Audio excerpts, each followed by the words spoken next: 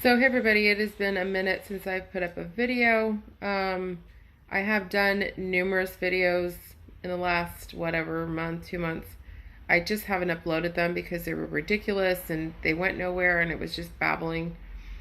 So I'll try to make this, I guess, as short and concise as I can. I've been getting messages to, update or how are you or we miss you, which I really, really appreciate. I miss YouTube. I mean, I was a YouTube whore. Like, I enjoyed it so much. I ran to you guys with every bit of good, bad, or indifferent piece of news that I had.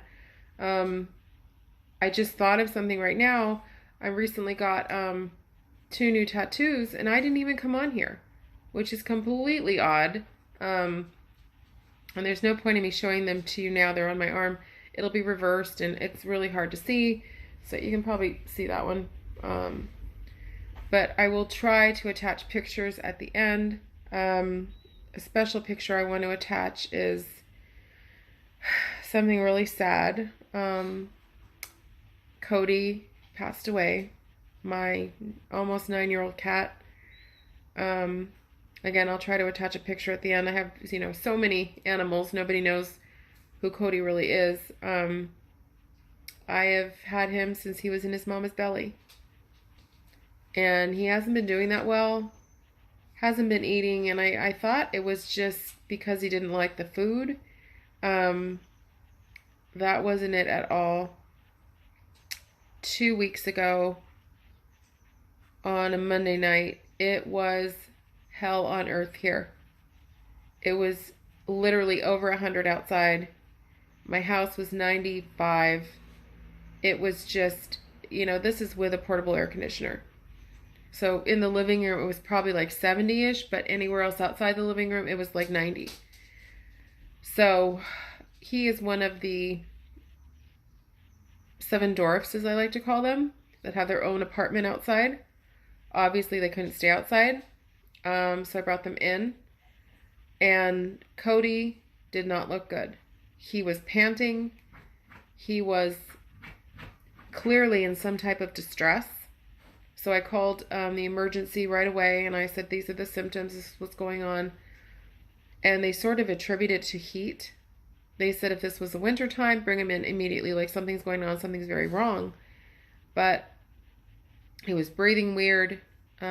He had lost weight, and I just couldn't figure out what was going on. So he came in here with us. He cooled himself down.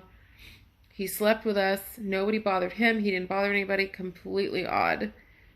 He was the only cat I would let in the house that got along with everybody. Sorry, I gotta take a sip. But I was worried enough to take a video, and the next day I had a vet appointment with Kamiley for her ears. So I showed my friend there a video of Cody, and she just shook her head and said, bring him in. Bring him in.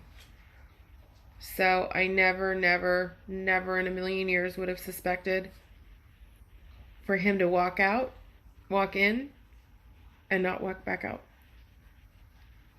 They didn't even do anything to him. They put him in oxygen. They did an ultrasound, x-ray. I'm still unsure as to what exactly they did because I haven't paid the bill. I'll get to that. And his little body couldn't take it. And what sucks, the absolute worst, is because of the heat. I was at Home Depot when he was at the vet trying to buy an extension cord, a new extension cord to put on my air conditioner. And the vet calls, and she's like, he's it's very grave. And I was like, do you want us to do CPR? Do you want us to do this? And I'm like, no. So I dropped everything and I ran as fast as I could to the vet. And the traffic was super, super bad. And I had missed him by 10 minutes. But he died in my friend's arms. So he wasn't alone. But it just sucks. It just sucks so bad. So I got to see him and hold him and be with him. and not to be there. I mean, it's so hard. So I did tell the vet, his brother, his half brother, because I don't know who the father is, died of congestive heart failure, and he was 6. Cody wasn't even 9. So, come to find out, it was congestive heart failure. And she would have never known it unless she did an ultrasound on him. So now I'm worried about Zoe, the other orange tabby. I'm worried about his other siblings. I did ask her, is this hereditary? She said probably. Or in all reality, she probably said yes, it is.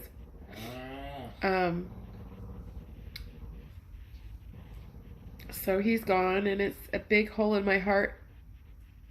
I loved him so much. He was only, I only have 2 male cats, Charlie and Cody. And he was just so majestic, and he used to drive me crazy at the old house. He would run across the street, and I'd always be so scared he would get run over. But so he's gone, and I still have to go pick up his ashes. And that's why I haven't paid the bill, because I haven't gone to pick up his ashes yet. I haven't been there in 2 weeks, strangely enough. So yeah, that's the hard part. As for me, I am still one hot mess trying to figure out why I feel the way I feel. I have had numerous tests that have all come out fine, perfect, normal. Sorry, I look like a mess. And I'm getting a little tired of it. More tired than I've ever been. Right now, I have a massive, massive headache that will not go away. And the latest disease chapter of my life is I have contracted shingles again. When I went to get my tattoo on Tuesday, I was laying down and I thought my foot was on top of the other foot, therefore causing like a bruise or like a pressure sore or a blister on my right upper foot, like around my ankle. And then I started to look at it on Wednesday. If you've ever had shingles, it's pretty clear as to they are shingles or they are a blister or it's just, a red mark or whatever. It's just a pattern that you see. It almost looks like a water blister, and then it's very moist, and then it kind of dries up, and then it starts to scab. And I showed my doctor yesterday because I also have heel pain. So I'm going to have an x-ray this week on my heel, on my foot. It's been that way for 2 months, and I just finally can't take it anymore. So anyway, I showed her the shingles, and she took a swab, and she's going to have it cultured to make sure it is shingles.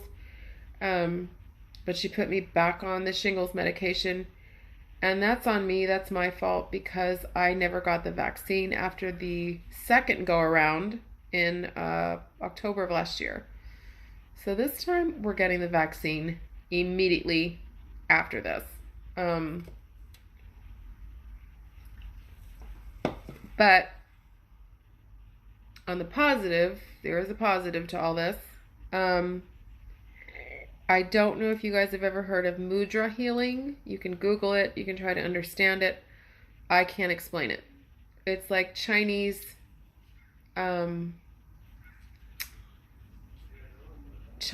medicine, if you will, opposed to Western medicine. It's like a lot of like your chakras are out of line. It's just a lot of natural healing. It's kind of like Reiki. So again, you can Google that. I went Thursday and really, really had an effect on me. It isn't like a placebo effect. It isn't like, snake oil or like, I can't explain it unless you go through it. My friend actually turned me on to it. She went to her doctor in February, and she explained all this to me, and I've never heard of it, and really had phenomenal results. And I've been looking and looking and looking for a mudra healer here where I live, and it's funny how just things happen and how they work out. I store a lot of tension in my neck. Like right now, I really believe that's where all the headaches are coming from. It's in my neck. It's in my occipital nerve. Had a very bad flare up yesterday.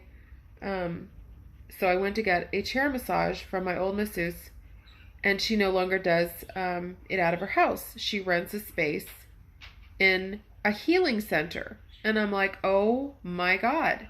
They have all these doctors and all these specialty things that they do. And I got to talking to her, and I went on a Saturday, so like nobody was really there. And then this doctor walks in after I had left, and he does this healing. And I'm like, oh my God, what are the odds? What are the odds of that happening? So I'm going back again tomorrow for him to work his magic. Oh God, I wish I could go today because it's really, really bad. But anyway, I'm going tomorrow, and hopefully we'll have some effect. The problem is the money. I won't get into how much he charges, but I can't financially afford to keep going every week. I could maybe go every other week, but I mean, that really sucks when you find something that really works. I've sort of abandoned the acupuncture for now. I mean, the only thing I was getting out of it was relaxing, and it was something I was doing for myself. I wasn't really honestly getting relief. I've also seen my back doctor. I saw him last week, and the consensus is still you need surgery. There's nothing else really to do. He did give me referrals. As a matter of fact, I don't know what the hell I did with it. To go to physical therapy. However, it's not very close, and the freeways around here are becoming horrendous. You would think in the summer maybe it would be better, but it's really, really bad. So, and then there's probably a copay. So I'm just kind of waiting and seeing if I want to go through with it or not. But in all honesty, I am now in pain 24/7. My back, thankfully, God please don't, hasn't really gone out. It's just this constant, it feels like there's a rod in my back and I can't move it. And it's just really painful. So that's just basically what's going on. And this anxiety that just won't stop. It just won't stop. Again, I just can't seem to find a therapist. I really, really, really feel that would help me immensely to be able to talk to somebody once a week, once every other week, whatever, to physically go and get out of here and talk to somebody. And again, have my own quiet time and do something for myself. But that person just doesn't seem to be around or exist for now. So yeah, that's basically what's going on. I know there's other things and I just can't think of them right now, and I guess that's good because I don't want this going any longer than it is. Scary last night, there was a shooting. A block from here, not even, let's just say half a block. There is still caution tape. It was a semi-automatic. It was at a bar. Yeah.